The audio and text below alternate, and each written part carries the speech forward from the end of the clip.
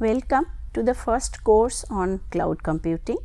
This is an introductory course which will tell us what is the motivation behind doing a course on cloud computing. We will also see that what the industry is saying and how the industry is predicting where cloud is going. So, cloud computing is considered to be a phenomena. It is growing at a pace which is very phenomenal, and we need to really understand what the cloud computing is becoming into. As Gartner says that the use of cloud computing is growing, and by 2016 this growth will increase to become the bulk of new IT spend. Gartner being a big IT company which definitely predicts a lot of new things that is going to happen, this looks to be a very promising and important consideration, and we are going to see why Gartner makes this prediction. This slide shows the trend in cloud computing. In 2012, we see that the number of subscribers of cloud storage was approximately 500 million. By 2015, we see that the number has grown to a phenomenal number of 810 million, and another 2 years we were seeing that this growth will become 1300 million. So, from 2012 to 2017, in 5 years, we are seeing almost a 3 times increase in the number of subscribers in cloud storage alone. Besides cloud storage, we also have other phenomenon in cloud computing which people subscribe to. So, we can readily understand that if this is the growth only one small part in cloud, then the overall growth of cloud is definitely a big motivation for us to learn and understand what is there in cloud computing. So, before we go into that, let us look at how the cloud has evolved. Look at the computing technology. Over the past 60 years, the computing technology is going through a lot of change. It is changing everywhere. The change we see in the machine architecture, we see changes in operating system, we see changes in networking, and definitely in application workload, which means how the applications are being developed and used using a cloud. However, whenever we talk of these kind of changes, the change does not only have one-sided effect, it also has a reason to make us think where we are going, because the scalability part, as we grow, as many more people start working with the cloud or with the computer net infrastructure, we have to see that our infrastructural growth also should be enough to accommodate so many people who are coming into the cloud technology. So, the scalability is the problem of how to resolve the growth, how to contain the phenomenal number of people joining in the computing scenario. So, we look at it from two perspectives, that how we are going to contain the growth from the perspective of paradigm, and from the perspective of paradigm we need to look at how to solve this large scale problem over the internet. The number of growth of internet user is very large, and people are becoming more data intensive and network centric. But before we get into the internet, first let us look at how the generations of computing has evolved over a period of time. So, in early days, people used to have a pebble on a clay board to calculate additions and subtractions. That used to be their machine using which addition subtractions would be calculated.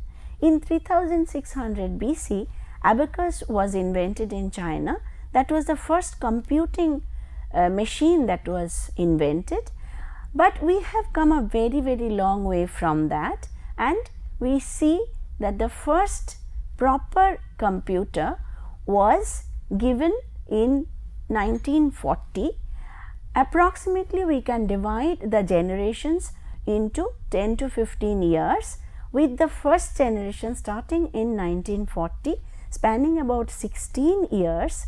In that time, vacuum tube was the mechanism using which the computers will be created, and for memory they used magnetic drums. This made the computers very large, so they would fill one complete room, and therefore we needed to have a very large energy consumption, electricity consumption. Therefore, there would be a very large heat generation problem. The language on which these machines used to depend was machine language, which means that it was zeros and ones. An example of such machines was UNIVAC and ENIAC. In the next generation, we came to the generation of transistors, where the transistors were used to create these computers. The symbolic language replaced machine language, which means that the programming became a little easier for the programmers. Even this era saw the beginning of high level languages, which is COBOL and Fortran. Of course, very early versions of COBOL and Fortran, but high level language concept came during this time. The first of this era could store instructions in their memory. So, this is the first time that memory could store instructions, and these instructions would be brought to the CPU to be executed. In the next generation, which started in 1964, the integrated circuit concept came. We know that ICs became very popular after that, and the transistors actually were made smaller and put in a circuit board and used for as part of the motherboard. The keyboard came and monitors came. So, this made interacting with the computer much easier, and as we can see from the size of the computer, this is the current size of computers approximately that we see. So, modern computer, we can say that started in this third generation, where we have looked at computer as they are basically today. The operating system came during this time, which means that directly writing programs and running on the hardware would not be required anymore. We can use the operating system, and the operating system would manage the programming environment inside the hardware. This is the generation where application, the concept of application started, and therefore different applications were being written. High level language came in very properly, and the third generation computer actually is the computing environment where the modern computer came in. Then comes the fourth generation of computer. This is the actual modern generation of computer, the generation of microprocessors, where we have thousands of such integrated circuits built into one single chip. And the major phenomenon in this generation is the development of GUI. The user's interface, the graphical user interface has started in this. Mouse came in. Other handheld devices were invented during this generation or this era. The prime example of this era is Intel 4004 chip, which was made part of a component of a computer. The next generation, which is the fifth generation, this is also the current generation, and as we can see in the diagram, this is our modern computer that we are accustomed with, with proper appropriate monitor, etc. The change that happened from the 4th generation is basically how we interact with the computer rather than what is happening inside the computer. We started using the concept of artificial intelligence, which means that we have learned how to make the computer a little bit intelligent. We still have a long way to go. This era has not finished yet. So, this is a very long era that is going on. We learned how to do parallel processing, thereby making our time of computing much less than what it used to be in the earlier era. We learned how to use superconductors, thereby making the heating and other problems a little less. Our devices now started responding to natural language, which means that we have learned how to teach the computer how to understand natural language. So, therefore, our computers became capable of learning. Another phenomena that happened is the self-organizing. The self-organizing part of computers started coming. Therefore, special applications proliferated during this generation. We see many new applications that have come in. Perhaps the most important such application is the voice recognition. We all are aware of the Apple voice recognition mechanism called Siri. It can actually recognize our voices absolutely properly. So, when we look at the evolution, we see that evolution happened everywhere. It is not only in the computing or the way in the computer insides, it also have happened in other areas, which is basically the internet and the various paradigms that we have been using. So, let us look at internet. How the internet have grown is perhaps an unprecedented growth in the history of computer. We need to provide service to billions of users who all the time will be connected to the internet through internet to each other, and therefore managing internet users, giving in to their demands, ensuring that the internet users are taken care of became a very serious concern. There are two ways we could have handled this. People started using supercomputers, which has very large capability in terms of computing, in terms of storage, in terms of processing. The other way of looking at it is use large data centers. Now, the concept of data center is that I can build or develop the power of a supercomputer using commodity hardware. Which is a commodity hardware? A commodity hardware is a computer that we can go and buy in the market at a comparatively cheaper cost. A supercomputer is very expensive, but a commodity computer, for example, a workstation, is very easily available, and if we can harness the power of many such commodity hardware to get a equivalent power of a supercomputer, we call this mechanism a clustered data center. As we progress into our cloud computing course, we will see that the strength of cloud is in our ability to be able to build such data centers and exploit these data centers thoroughly, so that we can make our computing facilities available to thousands of users.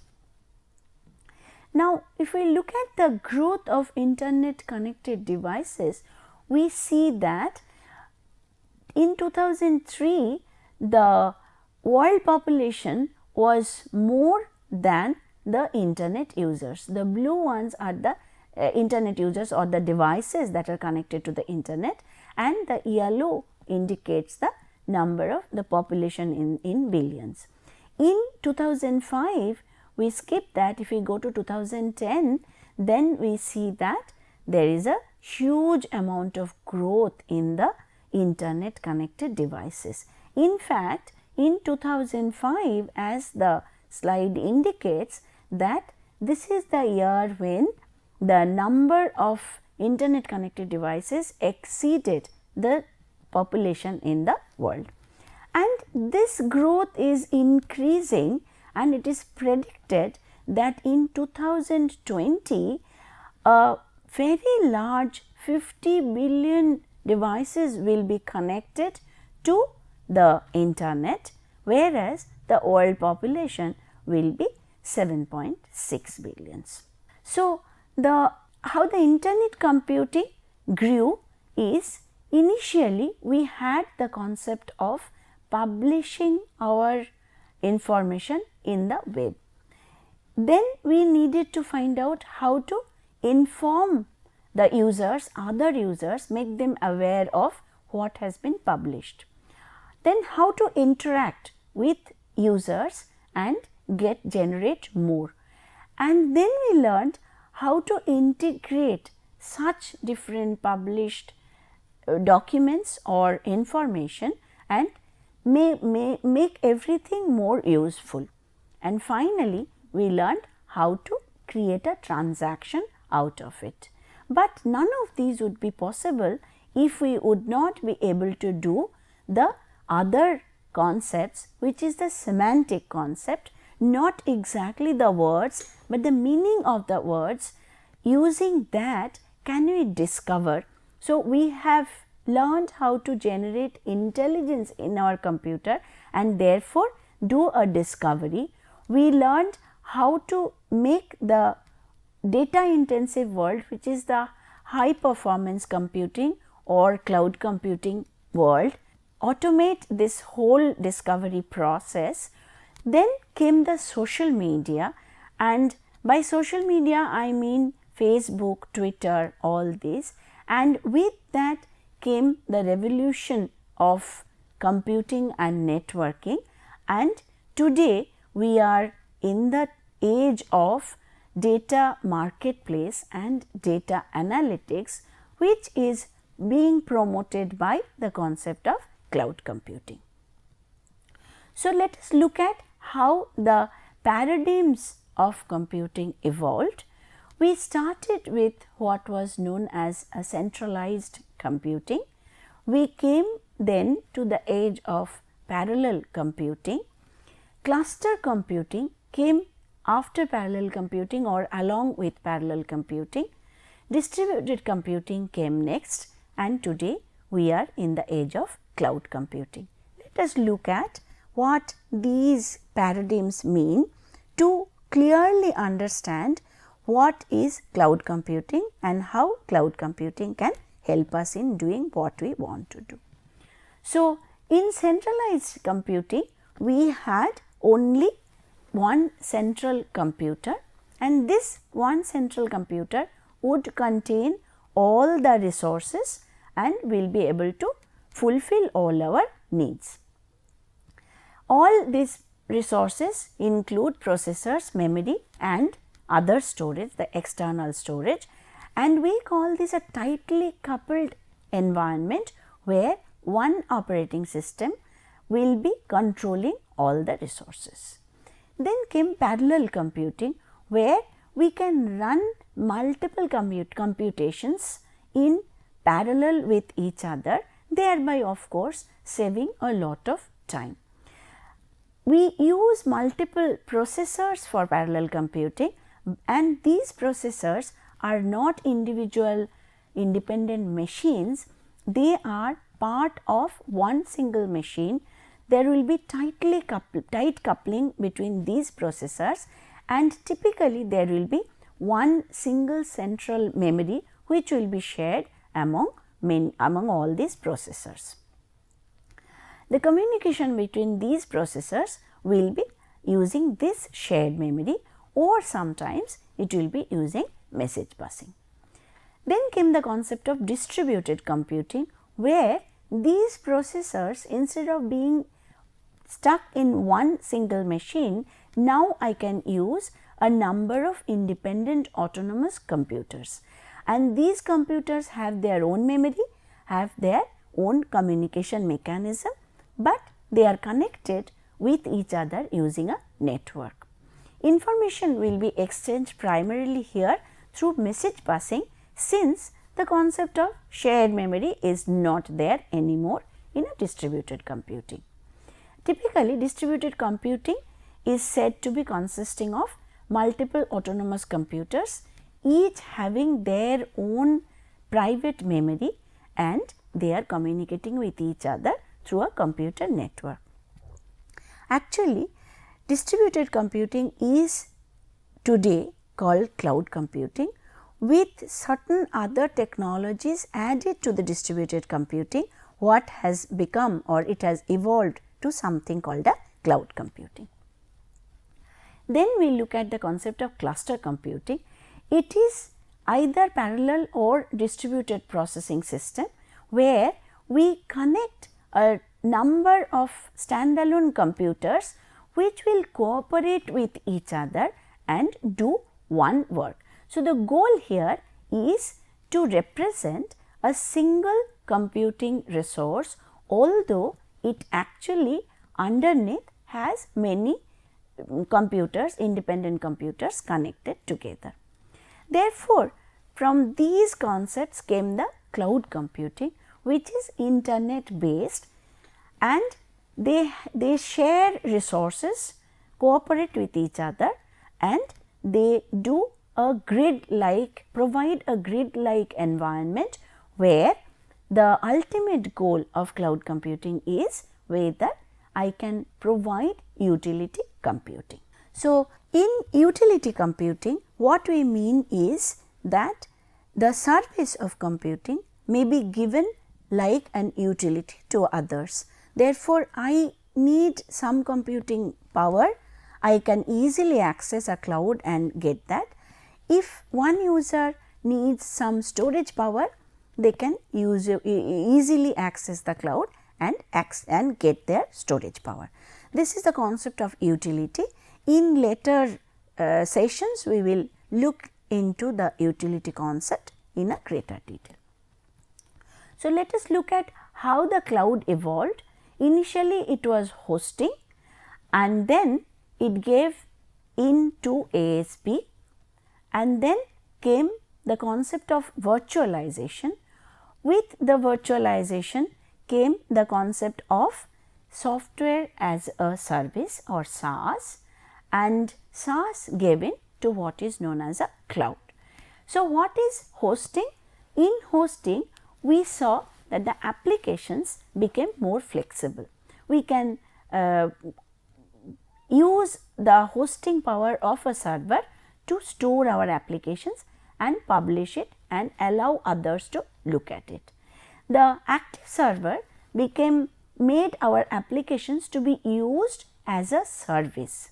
The concept of services came along with ASPs, where the applications can be given as a service. Then came the concept of consolidating multiple applications, and therefore, the concept of virtualization. When I consolidate or make third party software available to others in the form of a service, I talk about the concept of SaaS, or software as a service. And when we develop the concept of software as a service and virtualization, we came up with what is known as a cloud computing today. So, to understand how cloud is developing or what is going to happen, we need to look at various opinions that people have expressed in terms of cloud computing. Specifically, we are going to look at one particular company called Gartner, as mentioned at the beginning of this session. They have the work of predicting what is going to happen in the world of technology. They have a prediction mechanism which is called a hype cycle, and this is a very useful method of understanding what is happening in our technological field. We will learn what is the hype cycle given by Gartner. So, this is what the hype cycle looks like. Now, we start from, if we see that this x axis is the time and y axis is the visibility of the technologies, and this is the cycle where we have the starting with technology trigger. Any new technology that comes in starts here, and then comes the concept of the peak of inflated expectation. So, what they say that any new technology that comes will climb up the visibility ladder and will come to the peak of inflated expectation. This is inflated because people expect more from a technology, and only later on when things stabilize we can understand what is going to happen. Then slowly it goes down into the visibility, people start forgetting about it, and comes the trough of disillusionment. This is the bottom point from where a technology has two ways to go. It can either go away, leave the space, or it can come to the slope of enlightenment. This is when the technology has developed or is going to develop to become a good technology. Finally, we have a plateau of productivity. This is where the technology becomes into the product. So, then we can talk about that the technology has stabilized and is going to stay. So, now let us look at what Gartner's hype cycle say about our cloud technology. So, in the year 2011, the Gartner's cloud technology, the topmost technologies in the world, has predicted that cloud is at the top of the peak of inflated expectation. So, cloud was going down at that point in time. It was coming towards the trough of disillusionment. This was the prediction made in 2011. Gartner every year comes up with these predictions indicating what are the technologies that are going to remain or where the new technologies are going in the next year. So, if we look at 2012, Gartner said that cloud has started descending the trough of disillusionment and it is going downwards. So, in 2012, with cloud going down, there was a possibility that cloud is not going to survive. So, there was a question that people were asking whether cloud is going to survive the technological innovation or not. So, in 2013, the cloud computing has almost completed its journey and came to the bottom of the trough of disillusionment. And if we move on, in 2014, it has come absolutely at the bottom. As we have already said that the new technology, when it comes to the bottom of the trough of disillusionment, there are only two ways to go for that technology. It can either go out or it can climb the enlightenment path and become a product. So, when in 2014 the cloud technology was at the bottom of the disillusionment curve, cloud started growing, and today in 2015 we can easily see that cloud is climbing in the path of enlightenment. And when the 2015 curve hype cycle will be published by Gartner, we are sure that it will be in the path of slope of enlightenment, and finally it will become the productivity, in the plateau of productivity. Why it is taking so long to make this journey is every technology takes this much of time or much more time to come to the stage where we say that this has become a product and part of our computing. Cloud also is taking its own time, and eventually or slowly it is becoming part of our computing life. So, let us look at a few current leaders who are playing a very key role in the arena of cloud computing. We have here the companies and then we have the platforms that they are offering, when they have launched and what are their key offerings. If we look at it, we see that Amazon is a very large company in the arena of cloud. They have, among many things, they have a cloud computing platform called Amazon Web Services, or more popularly known as AWS. It was launched in 2006 and is hugely popular. They offer something called infrastructure as a service. We will learn what is infrastructure as a service a little later in our course. The second company, again a company, very large company called Microsoft. They have their cloud platform that is called Azure. They launched their cloud platform in the year of 2009. They have the .NET and SQL data services as an offering, and what they offer in their cloud is called platform as a service. We all know about the company Google. What perhaps is not so well known to general users is that Google has a very large exposure to the cloud computing platform. They have many offerings. Here we are talking about only one such offering, which is called Google App Engine or GAE. They launched this in 2008. What they offer is platform as a service as web applications. The last in this list is the company called IBM. They have offered in cloud computing platform their Blue Cloud. It was launched in the year of 2008.